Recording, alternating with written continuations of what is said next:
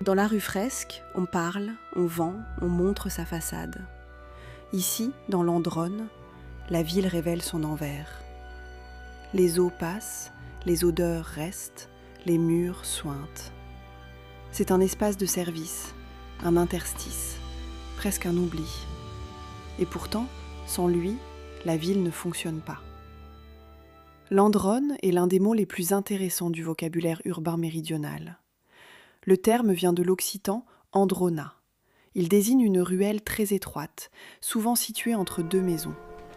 Elle peut servir à l'écoulement des eaux des toits, à l'évacuation des eaux sales, à la séparation entre deux propriétés ou à des circulations secondaires.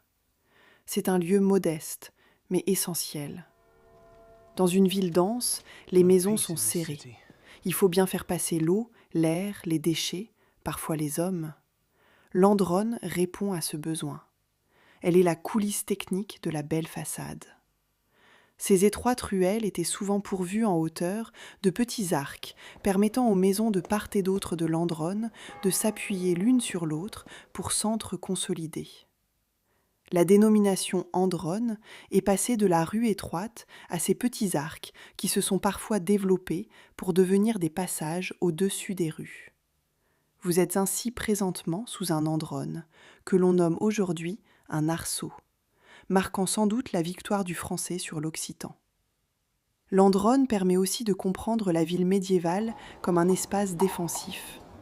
Les rues étroites, les venelles, les impasses, les passages resserrés ralentissent les déplacements. En cas de trouble ou d'alerte, on peut fermer une rue, tendre une chaîne, bloquer une entrée, isoler un îlot. La ville n'est pas seulement protégée par ses remparts extérieurs, elle est aussi compartimentée de l'intérieur. C'est là qu'intervient la notion de gâche, un quartier de garde, de surveillance, parfois de mobilisation. Chaque secteur peut devenir un petit réduit urbain. Une venelle ou une andronne n'est donc pas seulement un passage sale ou secondaire, c'est aussi un morceau de la mécanique urbaine. Devant une andronne, il faut donc changer de regard. Ce n'est pas le décor prestigieux de la ville, c'est son système nerveux discret. Ici, elle marque probablement une des entrées de la rue de la Juiverie, où les Juifs étaient cantonnés et d'où ils furent expulsés pour des siècles en 1394. Les façades racontent ce que la ville veut montrer. L'andronne raconte ce qu'elle doit gérer. L'eau, les déchets, la promiscuité, la peur, la défense, la vie réelle. Pour comprendre la rue Fresque, il faut donc regarder aussi là où la ville baisse la voix.